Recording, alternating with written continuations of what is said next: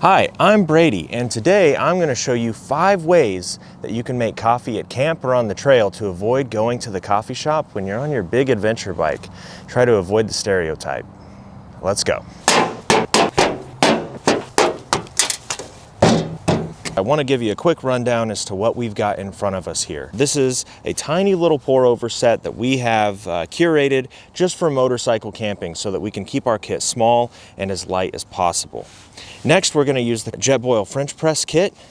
Then we have the Bripe. Basically, it is a coffee pipe. It looks like you're smoking your coffee out of a copper pipe. Then we have a couple of items from Wacaco. Basically, it's a tiny espresso maker that you can use on the go. Produces pretty good coffee.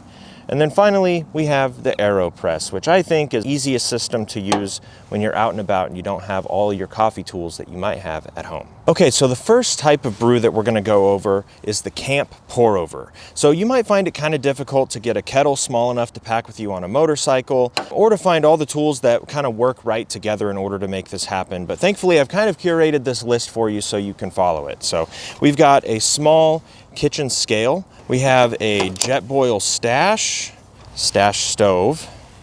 We also have this little coffee dripper. It looks like it's made by Mermu Yilan. It's just a little Amazon cheapie. I'll link it in the description of the video. And then as a quick bonus, anytime that I bring pour over kit to camp, I will typically bring my small coffee grinder. This is a really good little hand grinder that's made by Timemore or Timemore. I've heard it pronounced both ways, but really high quality. Everything that we are going to use in this video was ground by this little grinder.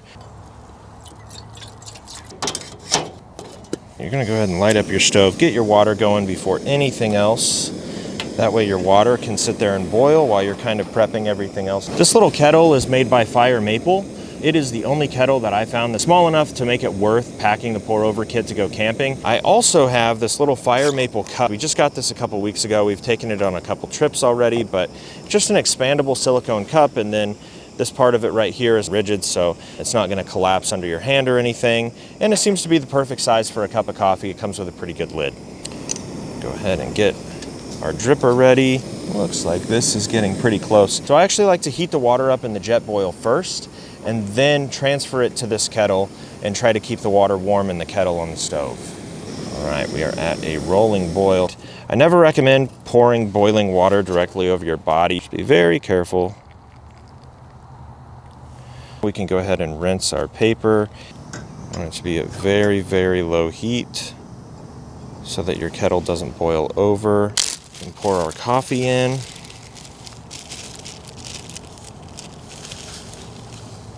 I definitely recommend bringing the scale and going full zoot on this. It'll also start shooting steam out the top. That's how you know that it's at a rolling boil. Really close there.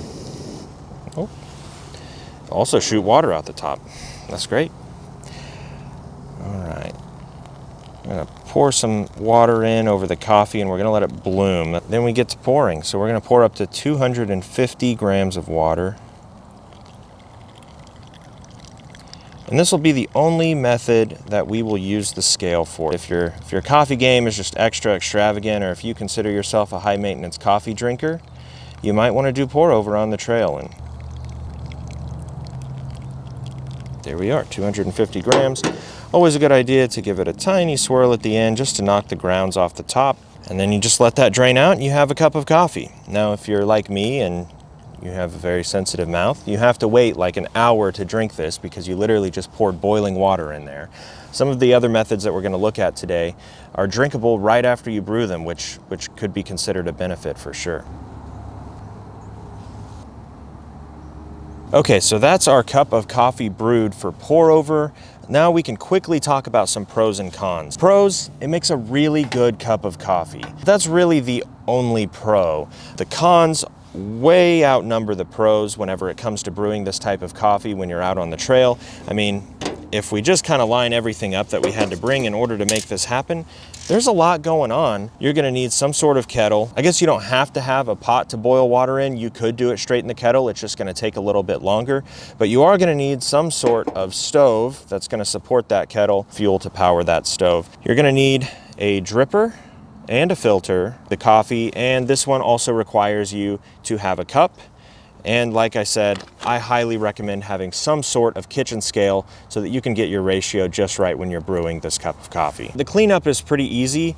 These filters are just paper. A lot of them are going to be biodegradable, natural paper filters, and all they have in them is coffee grounds. So you can actually just get rid of them. If that is one of your concerns whenever you're dealing with brewing coffee at camp, cleanup is very easy on it. And then you can just pack everything away. So next we're gonna go over the Brew pipe, otherwise known as the Bripe. This is a really cool company that pretty much only makes this coffee kit.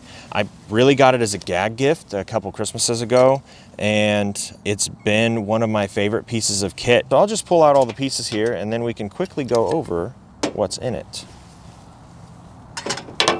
As we go over what's inside this kit, we are going to talk about some pros and cons. The pros are it's very lightweight, it packs very small all into this little envelope. As far as redundancy when you're camping, you also get a little butane torch lighter, which is excellent. The kit is made to carry the coffee with you, and then you get this like really high quality copper pipe and a base. Basically put the coffee in the bottom, you heat the water up and you use the thermometer, then you just smoke your coffee through the pipe. And then there's this little metal mesh screen that goes down in the bottom there that keeps the grounds from going up through the pipe. So the cons of this, it really produces a tiny cup of coffee. The other con, and this is perhaps the biggest one, is it all kind of looks like drug paraphernalia. I can't tell you how many times I've been at camp with this system, and my buddies have all looked at me like I'm crazy, and they're like, dude, are you about to start doing drugs? I thought camp morning was supposed to be a little chiller than that. What you're gonna do is you're gonna take your coffee,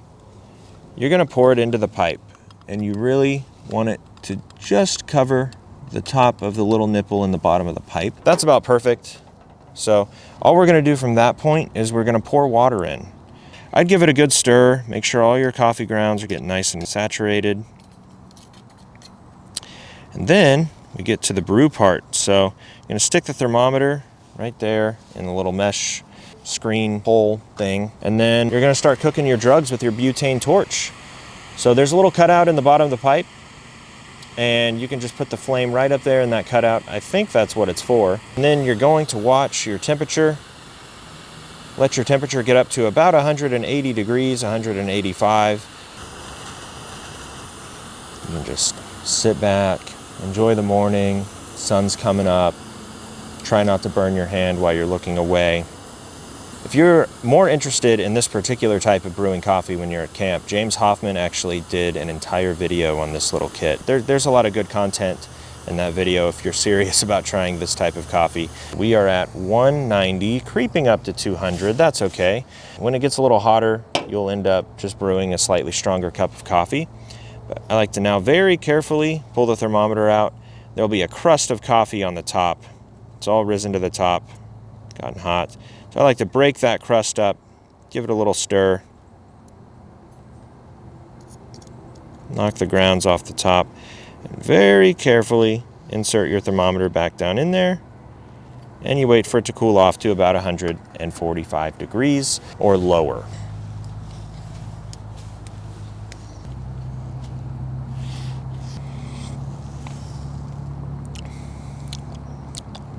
Honestly, it's a pretty good cup of coffee.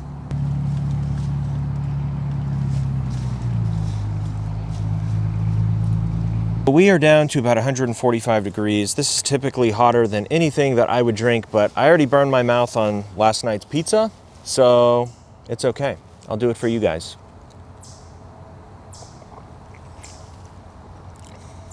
Wow, I think that this brewer does a really good job of pulling out one of the most unique flavors that I've ever had from coffee. I don't know what it is, but it is very interesting.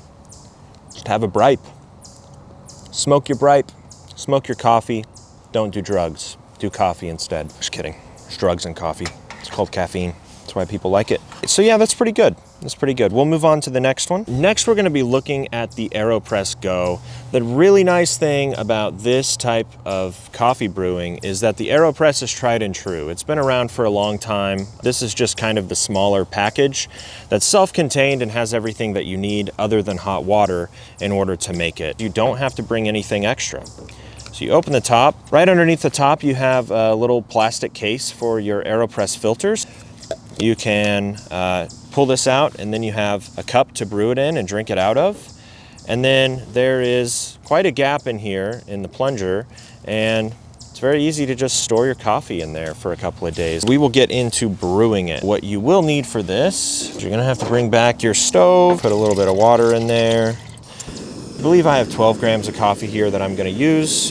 If you don't have giant chungus fingers like me, you're gonna pull a filter out, pull the bottom off, stick the filter in the bottom, put it back on your cup like that. You might opt to rinse out the paper filter there a little bit. Since we're camping, I'm not gonna. We're just gonna put the coffee in right on top of it, level it out as much as possible. And now we're ready to go. While we're waiting on our water to boil, we can kind of talk about some pros and cons with the Aeropress. It's very easy to clean up. It's very easy to prep for brew. It's all self-contained. Again, all you need is hot water. Comes with a cup, comes with the brewer, even comes with a little place to stash your coffee and your filters. So we love that about it. If you're gonna brew a cup of black coffee while you're camping, I think that this is the most convenient way to do it, and probably the lightest. As far as cons go, I don't know. I just have never really been an adopter of the Aeropress. I'm not a huge fan of it. Since it is a self-contained system, you have to finish drinking your coffee and rinse everything out before you decide to pack it all back up again. So we are at a rolling boil. I'm gonna turn the burner off. I'm actually gonna let it sit over here to the side for just a second, because when you brew Aeropress, you actually don't want it to be as hot as a lot of the other brew methods that we have here. So all these other brew methods, you'll typically put the water in while it's boiling. With Aeropress, you kind of want to let it cool down. I think that we are probably good to go. There are some little measurements on the side here. I like to basically pour up to about 2.5 on that little measurement number slider scale thing. You want to give it a really good swirl. Make sure everything in there is nice and saturated. Stick the plunger just in the top to create a vacuum, and then you let it sit there for about 2.5 minutes.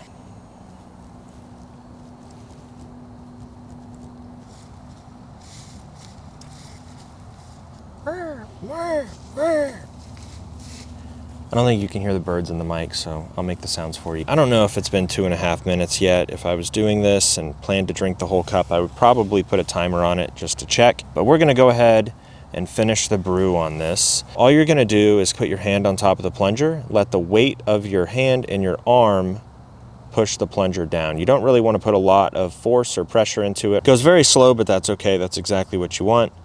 And then when it gets to the bottom, you'll hear it start to push air into your cup. And that's how you know that you are done. All right, I know you can't hear it, but I can hear the air going. I'm gonna push just a little bit more. And then to keep it from dripping, you can draw the plunger back just a little bit, and that'll keep it from dripping too much whenever you pull it off your cup. All you're gonna do is you're gonna pull the back off. The nice thing about the Aeropress is you can take it, slap the plunger, and it's pretty well cleaned up already. You can wipe that off with a rag, pour just a little bit of water over it, and it's good to go. And then after you drink your cup of coffee, you can just pack it all back up. Next, we have a little system by a company called Wacaco. I think that this company has gotten really popular in the last couple of years for their portable espresso brewers. What they use is this little pump right here to create pressure and push the water through the coffee grounds in the whole system. This is all you need in order to have a cup of espresso in the morning. It takes a very little amount of time. It's pretty good. And I'll even show you a way to spruce it up here when we're brewing ours. So start pulling it apart. This is your little espresso cup. This is the water tank, so you're gonna put your hot water in here. So this is the main body, the pump. This is what you'll typically pack your coffee inside of. And then this is what you would consider to be your portafilter. I've used this to make my buddies lattes at camp, and they all love it.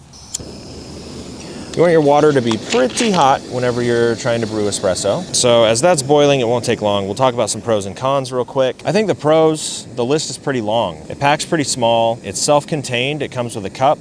It's a different type of coffee, so if you're not a black coffee drinker and you like to have something like a latte or something a little sweeter or creamier, this is the way that you can achieve that while you're out at camp. And then with this little expansion kit right here, which doesn't add a ton of space, you can actually pack enough coffee for up to like 4 days. As far as cons go, the cleanup is not great. Whenever you press the coffee into that cup, it really gets packed in there tight. It's kind of hard to get out. You've got to like dig around in it with your finger and then rinse it out. And then also if you're using some sort of cream or milk, you're gonna have to rinse this cup out and wash it really good. Because there are so many seals and there's a pump and everything inside of this, it can also take a little while to dry out. So that is one bummer about this system. We've already got our coffee packed in there, all good to go. You're gonna take your boiling water, you're gonna fill up the water tank. So there we go.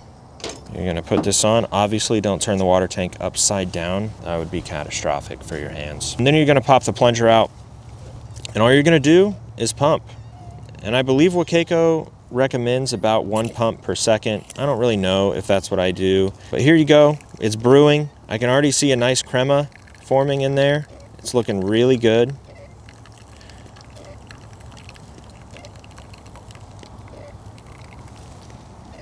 Getting a little tough to pump. Go with 2 hands. We have our espresso brewed, and this is kind of the hack that we like to use to enhance it. So you can find this like protein milk pretty much in any grocery store. It'll be sometimes it's in a cold case, but usually it's just on the shelf because it doesn't have to be refrigerated, which I think is fantastic for our purposes because it's really a pain to keep things refrigerated when you're camping. I like to take a little bit of like the protein milk and just pour it over the top of your espresso until that cup is full, and it makes a decent little, I wouldn't call it a latte, but maybe like a cortado. And it's really delicious. I think that the temperature of like the room temp milk and the hot espresso balance out really well so that it's drinkable right away. You don't even have to wait on it to cool down. Yeah, that's delicious.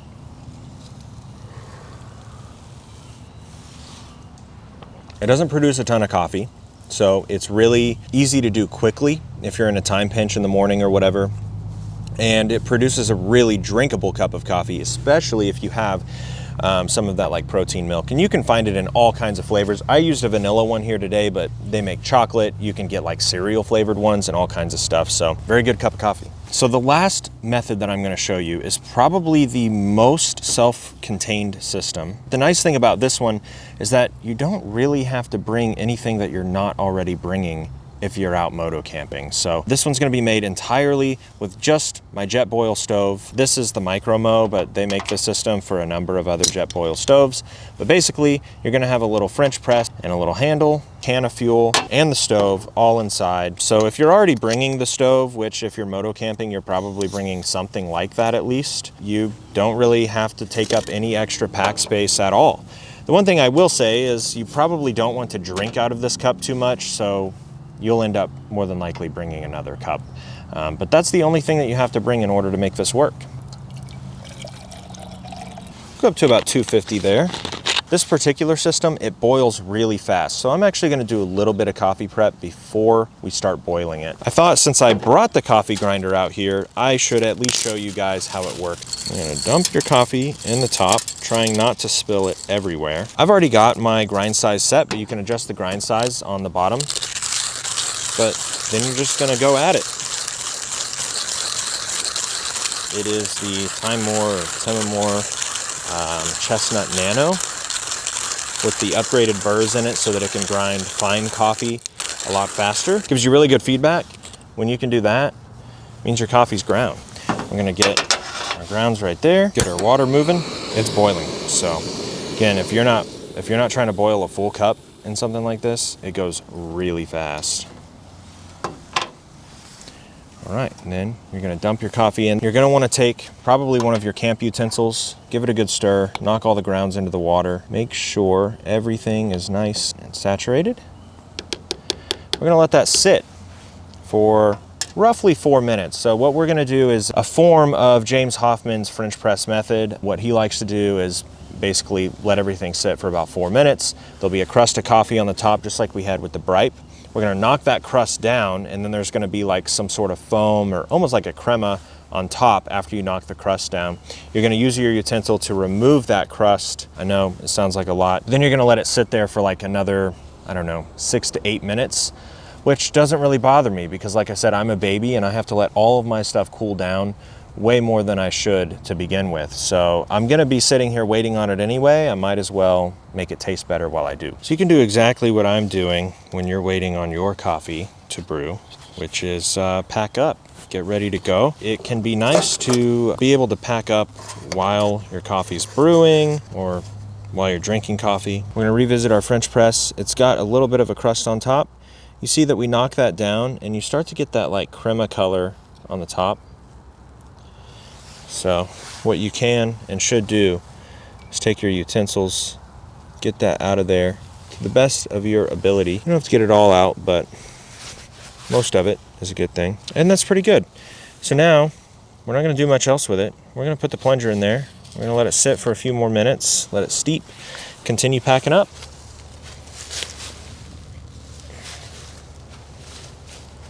I think that we are finally ready to have this cup of coffee. So you're gonna push the plunger down, but I like to go to a point just before it hits the coffee grounds at the bottom and leave the plunger just above that point. It'll make your pour a lot cleaner. With French press, a lot of times people complain because you get that heavy bodied coffee. There'll be grounds in the coffee, it'll be a little sludgy. But if you don't push the plunger all the way down and you just let the water filter through the plunger when you pour, it'll be a much cleaner cup of coffee.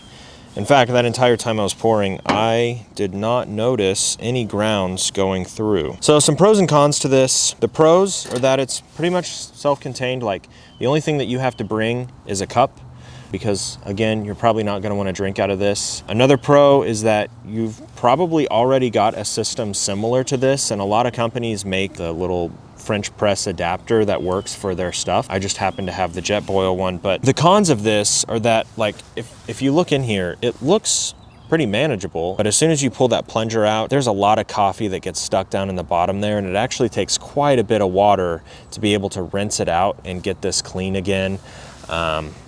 Again, another good thing about it though is that once you do have it clean, you can like dry it out real quick and you can pack everything up while still drinking your cup of coffee because you used a different cup. So that's a nice thing. So that's all 5 ways that we like to overdo coffee while we're camping. These are what wake me up in the morning when it's cold and I need something warm as a pick-me-up, something with a little bit of caffeine after a bad night's sleep in the tent. I'm sure that we've all been there. I think that you could probably do coffee in a much simpler way, even by using the same methods that I've used. We just tend to overdo it a little bit anytime it comes to coffee. You definitely don't have to go as hardcore as we do when it comes to your camp coffee. I hope you enjoyed this video. I hope that you pick up at least one of these methods for making coffee while you're at camp, because they're really fun to do. Keeping yourself busy with little things like this that are productive but also rewarding can be a really fun thing. Let me know your favorite way to brew coffee at camp, or if you're interested in picking up any of these. I'm curious to know which one you liked the best. Please remember to like and subscribe, and I'll see you in the next one.